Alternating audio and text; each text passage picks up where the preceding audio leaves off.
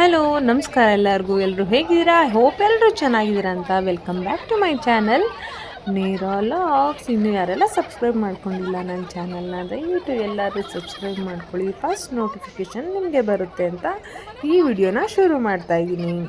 ಇನ್ನು ಸೋಮವಾರ ಆಗಿರೋದ್ರಿಂದ ನಾನು ಬೆಳಗ್ಗೆನೇ ಎದ್ದು ಎಲ್ಲ ಕೆಲಸನ ಮುಗಿಸಿ ಪೂಜೆ ಮಾಡಿರೋಂಥದ್ದು. ಅದೇನೋ ಪೂಜೆ ಮಾಡಿದ್ರೆ ಒಂಥರ ನಮಗೆ ನೆಮ್ಮದಿ ಮನೇಲಿ. ಮತ್ತು ತಿಂಡಿಗೆ ಚಪಾತಿ ಮತ್ತು ಪಲ್ಯನ ಮಾಡ್ಕೊಂಡಿದ್ದೆ. ಇನ್ನು ನೆಕ್ಸ್ಟ್ ಲಾಗು ಶುರು. ಹಲೋ ನಮಸ್ಕಾರ ಎಲ್ಲರಿಗೂ.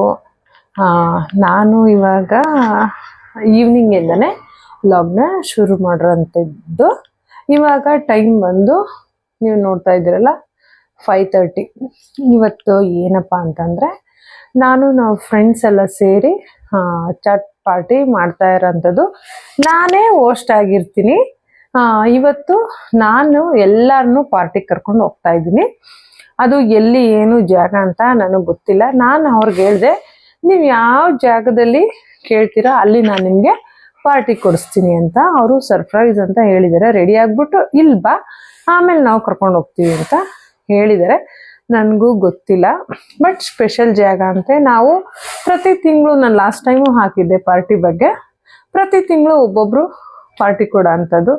ಅದು ಏನಾಗುತ್ತೆ ಅಂದರೆ ನಮ್ಮ ಖುಷಿ, ನಮ್ಮ ಇಷ್ಟ ಮತ್ತು ನಮ್ಮ ಎಂಜಾಯ್ಮೆಂಟು ಒಂದು ಸಣ್ಣ ಟೈಮ್ನ ತುಂಬ ಖುಷಿಯಾಗಿಡೋ ಅಂಥದ್ದು. ಅಂದರೆ ಎಲ್ಲಾದರೂ ಅವ್ರದ್ದೇ ಆದ ಕೆಲಸದಲ್ಲಿ ಯಾವಾಗಲೂ ಬ್ಯುಸಿ ಇರ್ತಾರಲ್ಲ, ಸ್ವಲ್ಪ ಟೈಮು ಒಂದು ಸಂಜೆ ಎಲ್ಲೋ ಫ್ರೆಂಡ್ಸ್ ಜೊತೆ ಕಾಫಿಗೋ ಟೀಗೋ ಹೋಗೋ ಅಂಥದ್ರಲ್ಲಿ ಸ್ವಲ್ಪ ರಿಲ್ಯಾಕ್ಸ್ ಆಗುತ್ತೆ ಮೈಂಡು. ಮತ್ತು ಭಾವನೆಗಳನ್ನ ಹಂಚ್ಕೊಳ್ಳೋದ್ರಲ್ಲಿ ನಮಗೆ ಫ್ರೆಂಡ್ಸ್ ಬಿಟ್ಟರೆ ಇನ್ನು ಯಾರ ಜೊತೆನೂ ನನಗಂತೂ ಕಂಫರ್ಟಬಲ್ ಇಲ್ಲ ಅನಿಸುತ್ತೆ. ಫ್ಯಾಮಿಲಿ ಇದೆ, ಫ್ಯಾಮಿಲಿ ಬಿಟ್ಟರೆ ಇನ್ನು ಅದರಲ್ಲೂ ಕೆಲವು ಮೆಂಬರ್ಸ್ ಅಷ್ಟೇ. ಅದು ಬಿಟ್ಟರೆ ಬೇರೆ ಯಾರ ಜೊತೆನೂ ಅಷ್ಟೊಂದು ನಾವು ಏನು ಹಂಚ್ಕೊಳ್ಳೋಕ್ಕಾಗಲ್ಲ. ಬಟ್ ಫ್ರೆಂಡ್ಸ್ ಜೊತೆ ಆದರೆ ಧಾರಾಳವಾಗಿ ನಮ್ಗೆ ಯಾರು ಹತ್ತಿರವಾಗಿರ್ತಾರೋ ಅಂಥವ್ರ ಹತ್ರ ಸುಮಾರು ವಿಚಾರಗಳನ್ನ ತಿಳ್ಕೊಳ್ಳೋ ಅಂಥದ್ದಿರುತ್ತೆ. ನಾಲೆಡ್ಜ್ ಇಂಪ್ರೂವ್ ಆಗುತ್ತೆ.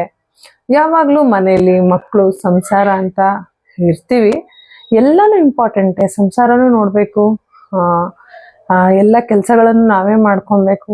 ಅಂಥದ್ರಲ್ಲಿ ನಮಗೆ ನಾವೇ ಮನೋರಂಜನೆ ಕೊಟ್ಕೋಬೇಕು, ಯಾರು ಬಂದು ಇಲ್ಲಿ ಕೊಡೋ ಅಂಥದ್ದಲ್ಲ. ಹಾಗಾಗಿ ನಾವು ತಿಂಗಳಿಗೊಂದ್ಸಲಿ ಈ ಥರ ಒಂದೊಂದು ಪಾರ್ಟಿನ ಅರೇಂಜ್ ಮಾಡ್ಕೊಂಡಿರ್ತೀವಿ. ಇವತ್ತು ನಂದೇ ಆಗಿರೋದ್ರಿಂದ ನಾನು ದೇವ್ರ ಹತ್ರ ಪ್ರೇ ಮಾಡ್ಕೊತೀನಿ, ಚೆನ್ನಾಗಾಗಲಿ, ಎಲ್ಲರೂ ತೃಪ್ತಿಯಿಂದ ತಿನ್ನಲಿ, ಖುಷಿಯಾಗಿ ಒಳ್ಳೆ ರುಚಿ ಇರಲಿ ಅಂತ. ನಾನಂತೂ ಆ ಜಾಗ ನೋಡೂ ಇಲ್ಲ, ಕೇಳೂ ಇಲ್ಲ. ನನ್ನ ಫ್ರೆಂಡೇ ಸೆಲೆಕ್ಟ್ ಮಾಡಿಟ್ಟಿದ್ದಾಳೆ. ನೋಡೋಣ ಅಲ್ಲಿಗೆ ಹೋದ್ಮೇಲೆ ಹೆಂಗಿದೆ ಏನು ಅಂತ ನಾನು ನಿಮ್ಗೆ ಹೇಳ್ತೀನಿ.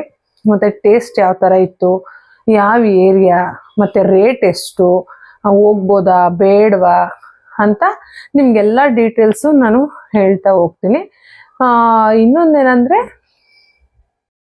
ಕೆಲವರು ಕೇಳ್ತಾ ಇರ್ತಾರೆ, ನೀವು ಬೆಳಗ್ಗೆ ಎದ್ದು ವಾಕ್ ಹೋಗ್ತೀರಾ, ಮತ್ತು ಬೇರೆ ಕೆಲ್ಸಕ್ಕೆ ಹೋಗ್ತೀರಾ, ಮನೇಲಿ ಹೆಂಗೆ ಕೆಲಸ ಮಾಡ್ತೀರಾ ಅಂತ.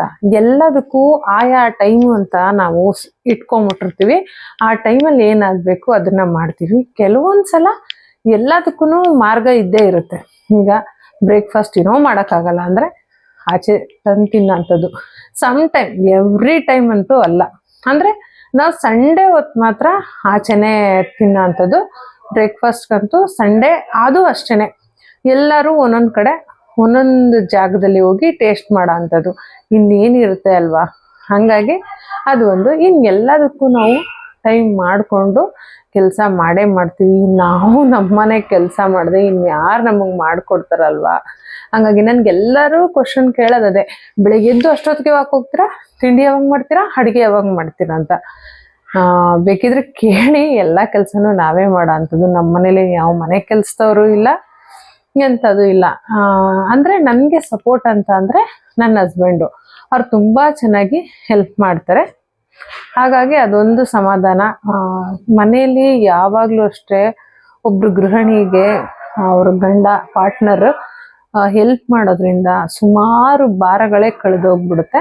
ಅವರು ನನಗೆಲ್ಲ ಕೆಲಸದಲ್ಲೂ ಹೆಲ್ಪ್ ಮಾಡ್ತಾರೆ. ಅಡುಗೆ ಮಾಡೋದ್ರಲ್ಲಾಗಿರ್ಬೋದು, ಮನೆ ಕೆಲಸದಲ್ಲಾಗಿರ್ಬೋದು, ಆಚೆ ತರಕಾರಿ ತರೋದ್ರಿಂದ ಆಗಿರ್ಬೋದು, ನಾವಿಬ್ರು ಹೋದ್ರೆ ಜೊತೆಗೆ ಹೋಗ್ತೀವಲ್ವ, ನಮ್ಗೇನು ಅದು ಹೊರೆ ಅಂತ ಇಲ್ಲಿವರೆಗೂ ಅನಿಸಿಲ್ಲ. ಇದನ್ನ ಯಾಕೆ ಹೇಳಿದೆ ಅಂದರೆ, ಸುಮಾರು ಜನದ ಕ್ವಶನ್ ನನಗೆ ಅದೇ ಆಗಿರುತ್ತೆ. ಹೆಂಗೆ ಮಾಡ್ತೀರಾ, ನಿಮ್ಗೆ ಹೆಂಗೆ ಟೈಮ್ ಸಿಗುತ್ತೆ? ನಮಗೆ ಕೆಲವ್ರು ಹೆಂಗೆ ಅಂದರೆ ಫೋನಲ್ಲಿ ಮಾತಾಡೋಕ್ಕೆ ಟೈಮ್ ಸಿಗಲ್ಲ. ಏನು ಹೇಳ್ತಾರೆ, ಅಯ್ಯೋ ಬಿಸಿ. ನಾನು ಫೋನ್ ಮಾಡೋರ ಜೊತೆನೂ ಮಾತಾಡ್ತೀನಿ. ನನಗೆ ಆ ಥರ ಯಾವುದೇ ಕಂಪ್ಲೇಂಟ್ಸು ಇಲ್ಲ. ತುಂಬ ರೇರು ಬ್ಯುಸಿ ಇದ್ದು ಫೋನ್ ಎತ್ತದೇ ಇರೋ ಅಂಥದ್ದು ತುಂಬ ರೇರು. ನಾವು ಹೆಂಗೆ ಟೈಮ್ನ ಮಾಡ್ಕೊತೀವಿ ಅನ್ನೋದು ನಮ್ಮ ಕೈಯಲ್ಲೇ ಇದೆ. ಹಾಗಾಗಿ ಕೆಲವೊಂದು ಸತಿ ತುಂಬ ಕೆಲಸ ಇರುವಾಗ ನನಗೆ ಗೊತ್ತಾಗುತ್ತೆ, ಅವೆಲ್ಲ ಕಷ್ಟ ಅನಿಸುತ್ತೆ. ಬಟ್ ಅದನ್ನೆಲ್ಲ ನಿಭಾಯಿಸ್ಬೇಕು. ಆವಾಗಲೇ ಅಲ್ಲ ನಾವು ಕರೆಕ್ಟ್ ದಾರಿಲಿ ಹೋಗೋಕ್ಕಾಗಂಥದ್ದು. ನಾವು ಹಂಗಾರೆ ಪಾರ್ಟಿಗೆ ಹೋಗ್ತೀವಿ, ಫಂಕ್ಷನ್ಗೆ ಹೋಗ್ತೀವಿ ಅಂತ ಅಡುಗೆ ಮಾಡಿದೆ ಬರೋ ಅಂಥದ್ದೇ ಅಲ್ಲ. ನೀವು ನೋಡಿ, ನನ್ನ ಲಾಗಲ್ಲಿ ಒಂದರಲ್ಲಿ 5 ಗಂಟೆಗೆ ನನ್ನ ತಂಗಿಯರು ಪಲಾವ್ ತಿಂತಾಯಿದ್ರು. ನಾನು ಊರಿಗೆ ಹೋಗ್ತೀನಿ ಅಂತ ಹಿಂದಿನ ದಿನಾನೇ ಎಲ್ಲ ಪಲಾವ್ಗೆಲ್ಲ ರೆಡಿ ಮಾಡಿ ಬರೀ ರೈಸ್ ಮಾತ್ರ ಬೆಳಿಗ್ಗೆ ಹಾಕೋ ಹಂಗೆ ಮಾಡಿ ಇಟ್ಕೊಂಡಿದ್ದೆ. ಈ ಥರ ನಾನು ಪ್ಲ್ಯಾನ್ ಮಾಡ್ಕೊತೀನಿ. ಯಾಕೆಂದರೆ ನಾವು ಆಚೆ ಹೋದಾಗ ಮನೇಲಿ ಇರೋಂಥವ್ರು ಉಪವಾಸ ಇರೋದು ಎಷ್ಟೊತ್ತು ಅಂತ ಹೋಟ್ಲಲ್ಲಿ ತಿಂತಾರೆ. ಅಟ್ಲೀಸ್ಟ್ ನಾವು 2 ಟೈಮ್ ಮಾಡಿದ್ರೆ 1 ಟೈಮ್ ಮ್ಯಾನೇಜ್ ಮಾಡ್ತಾರೆ ಗಂಡಸರು. ಅದು ಆಗುತ್ತೆ. 3 ಟೈಮ್ ಹೋಟೆಲ್ ಅಂದರೆ ಅವ್ರಿಗೂ ಬೇಜಾರಾಗ್ಬಿಡುತ್ತೆ. ಹಾಗಾಗಿ ರಾತ್ರಿ ಎಲ್ಲ ರೆಡಿ ಮಾಡಿಕೊಂಡು ಒಗ್ಗರಣೆ ಹಾಕಿ ಇಟ್ಟಿರ್ತೀನಿ. ಬೆಳಗ್ಗೆ ಎದ್ದು ಅಕ್ಕಿ ಹಾಕೋಣೆ ರೈಸ್ ಮಾಡೋ ಅಂಥದ್ದು. ನಾವು ಎಲ್ಲ ಕೆಲಸ ಮುಗಿಸಿ ರೆಡಿ ಆಗೋವರೆಗೂ ಆ ಕುಕ್ಕರ್ ವಿಷಲ್ ಆಗಿರುತ್ತೆ. ಆಗ ನಾವು ತಿನ್ಕೊಂಡು ಹೋಗ್ಬೋದು, ಅವ್ರಿಗೂ ಅದು ಆಗುತ್ತೆ. ಈ ಥರ ಪ್ರೀ ಪ್ಲ್ಯಾನ್ನ ನಾವು ಮಾಡ್ಕೊತೀವಿ. ಏನು ಮಾಡಬೇಕು, ಬೆಳಿಗ್ಗೆ ತಿಂಡಿ ಏನು ಮಾಡಬೇಕು ಅಂತ. ಇನ್ನೊಂದೇನೆಂದರೆ ತುಂಬ ಟೆನ್ಷನ್ ತೊಗೊಂಡು ಮಾಡೋ ಅಂಥದ್ದು ಏನೂ ಇಲ್ಲ. ನಾವಿರೋದೇ 3 ಜನ, ಇಷ್ಟಿಷ್ಟು ಮಾಡಿದ್ರು ನಮಗೆ ಸಾಕಾಗುತ್ತೆ. ದೊಡ್ಡ ಫ್ಯಾಮಿಲಿ ಅಂದರೆ ನಿಜ ಟೈಮ್ ಕೊಡಬೇಕಾಗುತ್ತೆ. ಅವ್ರಿಗೆ ಟೈಮ್ ಇರಲ್ಲ, ಒಪ್ಕೊತೀನಿ ನಾನು. ಎಲ್ಲರೂ ನನ್ನ ಥರನೇ ಇರಿ ಅಂತಲೂ ನಾನು ಹೇಳೋಕ್ಕಾಗೋದಿಲ್ಲ. ಆದರೆ ಕೇಳಿದವ್ರಿಗೆ ನಾನು ಇದನ್ನು ಹೇಳಲೇಬೇಕಾಗುತ್ತೆ. ನಾವು ಬೆಳಗ್ಗೆ ಎಷ್ಟೊತ್ತಿಗೆ 5:15ಗೆ ಎದ್ದೇಳ್ತೀವಿ. 5:15 ಎದ್ದು ರೆಡಿಯಾಗಿ ಹೋಗೋವರೆಗೂ 6 ಗಂಟೆ. 6ರಿಂದ 7:30 1.5 hour ನಮ್ಮದು ಸ್ಯಾಂಕಿನಲ್ಲಿ ವಾಕಿಂಗೇ ಕಳೆಯುತ್ತೆ. 7:15ಗೆ ನಾವು ಕಾಫಿಗೆ ಹೋದರೆ 1/2 hour ಹೋಟೆಲಲ್ಲೇ ಕೂತಿರ್ತೀವಿ. 8 ಗಂಟೆ ಕರೆಕ್ಟಾಗಿ ಎಕ್ಸಿಟ್ ಆಗ್ತೀವಿ. ಅಲ್ಲಿಂದ ಬಂದು 8ರಿಂದ 9:30ವರೆಗೂ ಅಷ್ಟು ಬೇಗ ಎಲ್ಲ ಕೆಲಸಗಳು ಆಗಿರುತ್ತೆ.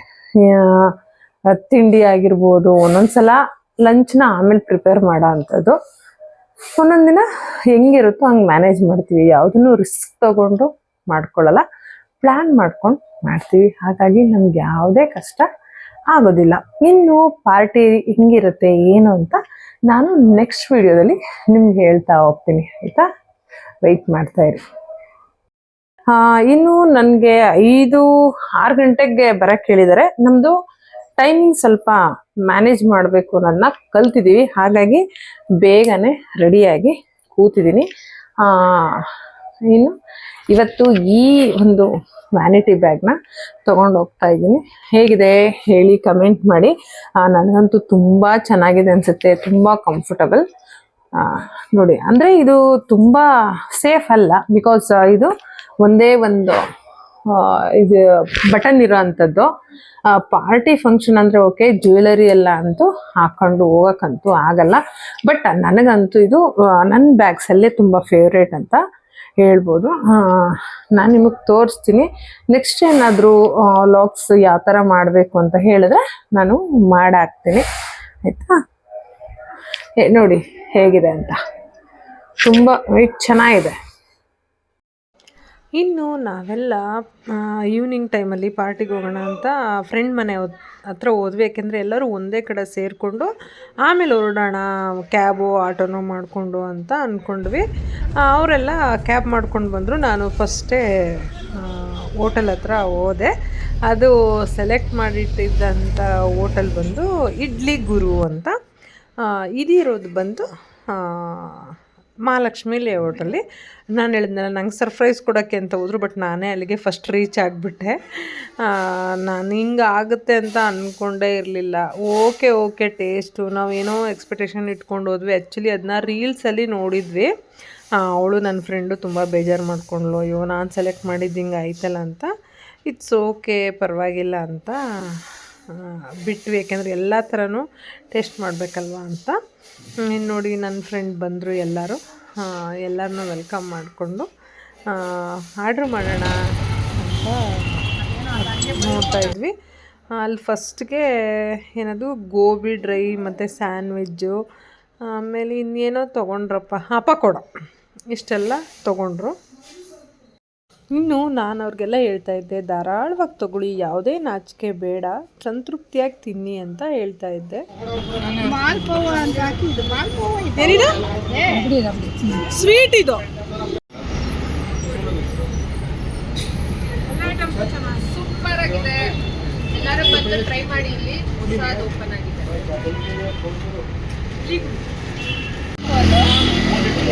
ಸಾವಧಾನವಾಗಿ ತಗೊಂಡು.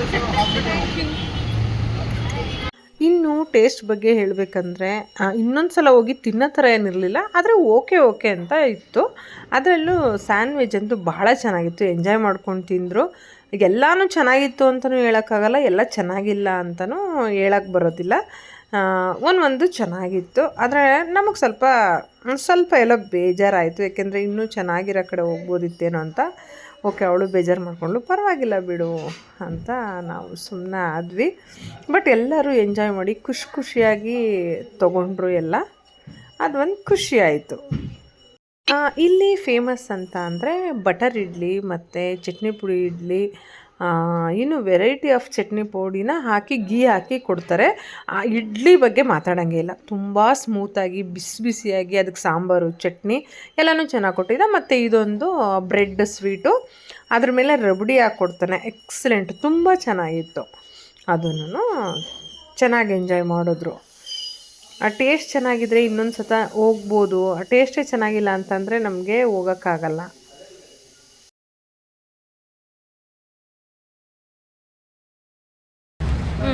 ಎಲ್ಲರಿಗೂ ಏನೇನೋ ಇಷ್ಟ ಆದರೆ ಈ ಹುಡುಗಿಗೆ ಫೇವ್ರೇಟು ಅಂದರೆ ಈ ಮೈ ಫೇವ್ರೇಟ್. ಇನ್ನು ಅಲ್ಲೆಲ್ಲ ಚಾಟ್ಸ್ನ ತಿಂದ್ಕೊಂಡು ನಾವು ಕಾಫಿ ಕುಡಿಯೋಣ, ಯಾಕೆಂದರೆ ಅಲ್ಲಿ ಜ್ಯೂಸ್ ಅಂತೂ ಚೆನ್ನಾಗೇ ಇರಲಿಲ್ಲ. ಕಾಫಿ ಕುಡಿಯೋಣ ಅಂತ ನಾವು ಬಂದಿದ್ದು ಬೆಂಗಳೂರು ಕೆಫೆಗೆ. ಬೆಂಗಳೂರು ಕೆಫೆಗೆ ಬಂದ್ವಿ. ಅಲ್ಲಿ ಕಾಫಿ ಅಂತೂ ತುಂಬ ಚೆನ್ನಾಗಿರುತ್ತೆ. ಸ್ವಲ್ಪ ಹರಟೆ ಹೊಡ್ಕೊಂಡು ಒಬ್ಬರು ಕಾಲೊಬ್ಬರು ಹೇಳ್ಕೊಂಡು ತುಂಬ ಚೆನ್ನಾಗಿ ಒಳ್ಳೆ ಟೈಮ್ ಸ್ಪೆಂಡ್ ಮಾಡಿದ್ವಿ. ಎಲ್ಲರಿಗೂ ನಕ್ಕು ಹೊಟ್ಟೆ ಉಣ್ಣ ಆಗೋಷ್ಟು ನಗಾಡ್ತಾಯಿದ್ರು. ನನಗಷ್ಟೇ ನನ್ನ ಜೊತೆ ಇರೋರು ಯಾವಾಗಲೂ ಖುಷಿಯಾಗಿರಬೇಕು ಅಂತ ದೇವ್ರ ಹತ್ರ ಪ್ರೇ ಮಾಡ್ತೀನಿ. ಎಸ್ಟರ್ಡೇ ಅಂತೂ ಫುಡ್ ಹೆಂಗೋ ಇರ್ಬೋದು, ಬಟ್ ಅವರೆಲ್ಲರೂ ಖುಷಿಯಿಂದ ಇದ್ರು. ನೀವು ನೋಡ್ತಾ ಇರ್ಬೋದು ಎಷ್ಟು ಎಂಜಾಯ್ ಮಾಡ್ತಾ ಇದ್ದಾರೆ ಅಂತ. ನನಗಂತೂ ತುಂಬ ಖುಷಿ ಆಯಿತು ಅವ್ರ ನಗು ನೋಡಿ.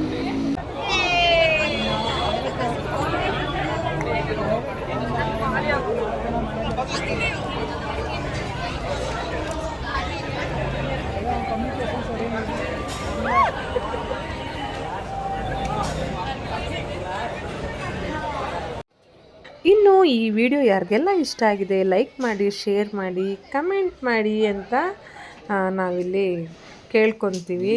ಥ್ಯಾಂಕ್ ಯು, ಎಲ್ಲರಿಗೂ ಧನ್ಯವಾದಗಳು. ಶುಭರಾತ್ರಿ.